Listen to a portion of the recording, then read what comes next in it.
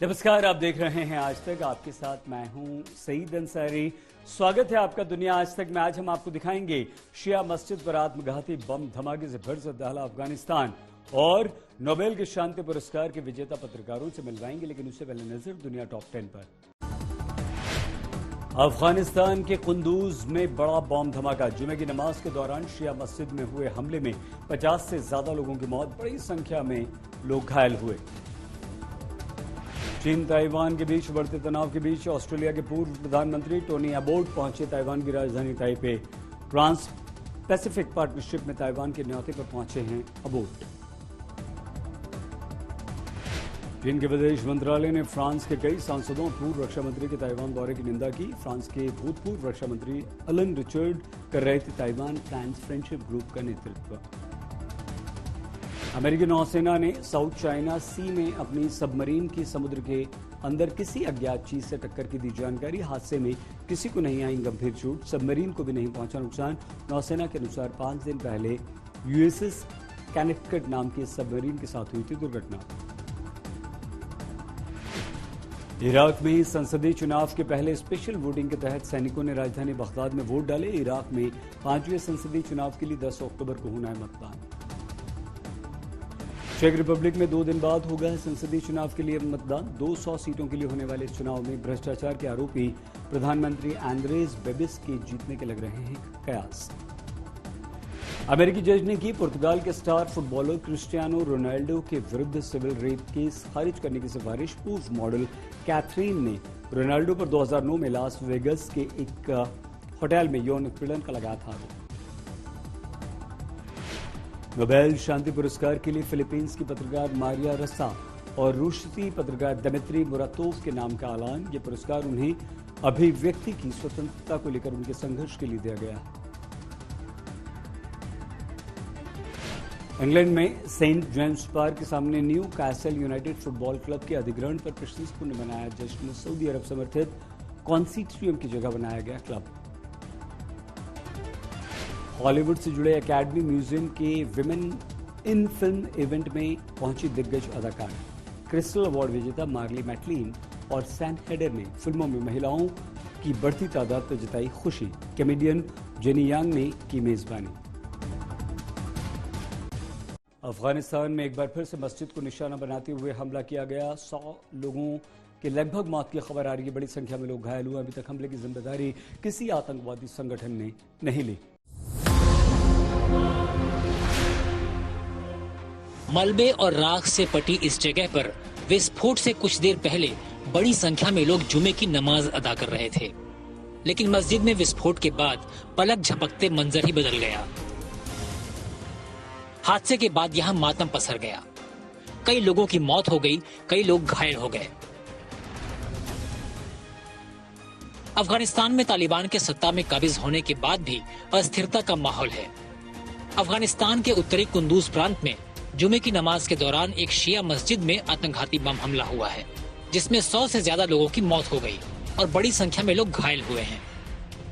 उधर तालिबान की special team घटनास्थल पर पहुंचकर हमले की जांच में जुटी है।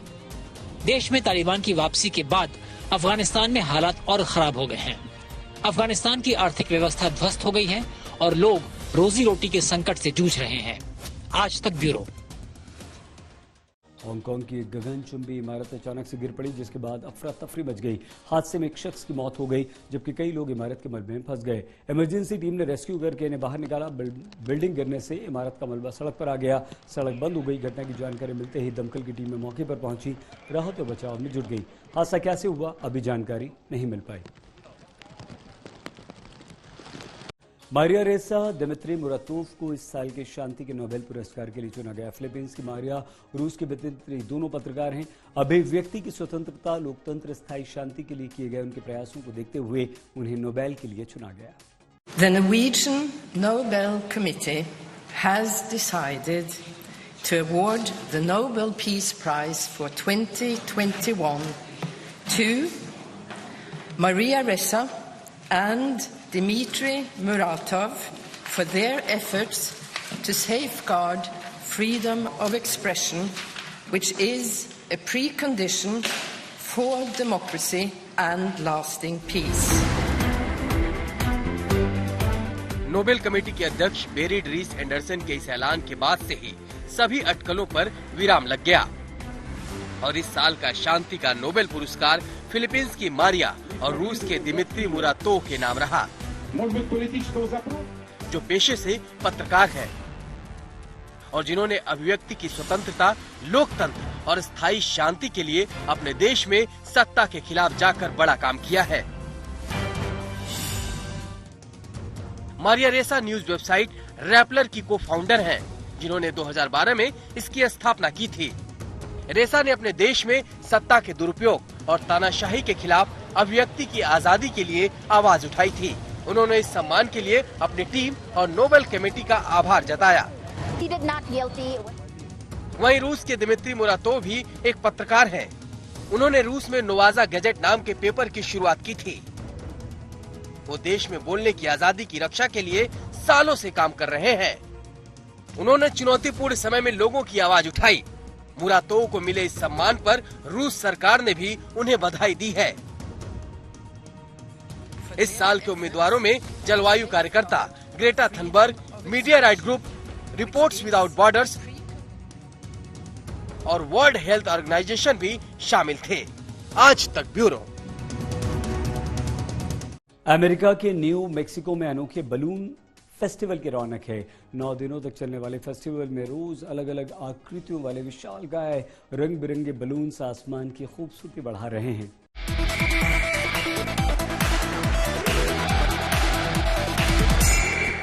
अमेरिका के न्यू मैक्सिको राज्य के सबसे बड़े शहर अल्बुकर्क का आसमान इन दिनों रंग बिरंगे विशालकाय बैलून से गुलजार है, क्योंकि यहाँ इंटरनेशनल बैलून फिएस्टा चल रहा है और हर रोज अलग अलग आकृतियों वाले बैलून यहाँ हवा में ऐसे ही गोते भरते नजर आ जाएंगे।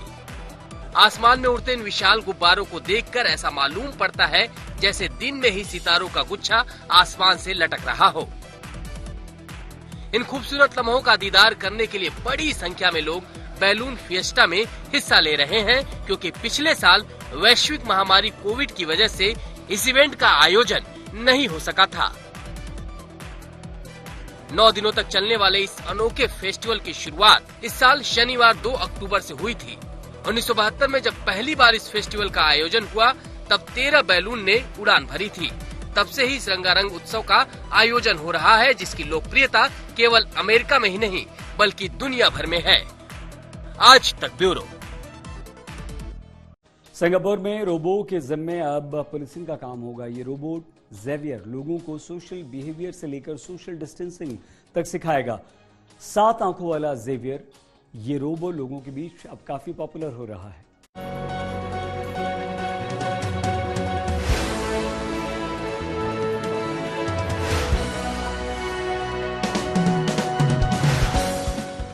सिंगापुर में लोगों को सामाजिक व्यवहार सिखाने के लिए जेवियर रोबोट को जिम्मेदारी सौंपी गई है, जो बखूबी अपने काम को अंजाम दे रहा है।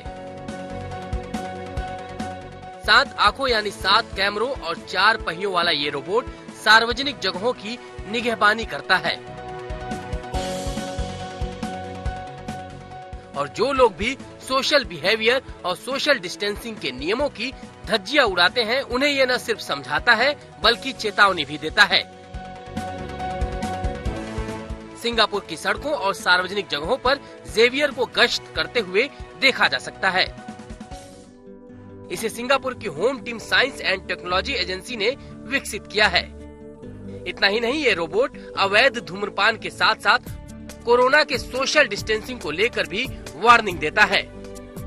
सिंगापुर के अधिकारियों ने इस रोबोट के परीक्षण के दौरान कहा था, जेवियर रोबोट का इस्तेमाल निगरानी और लोगों तक सामाजिक संदेश पहुंचाने के लिए किया जाएगा और अब परीक्षण के बाद ये अपने काम को काफी अच्छे ढंग से संभाल रहा है। लोग सिंगापुर प्रशासन की इस पहल की जमकर सराहना कर रहे हैं, तो वहीं बच्चों के बीच ये रोबोट उत्सुकता का केंद्र बना हुआ है। आज तक ब्यूरो।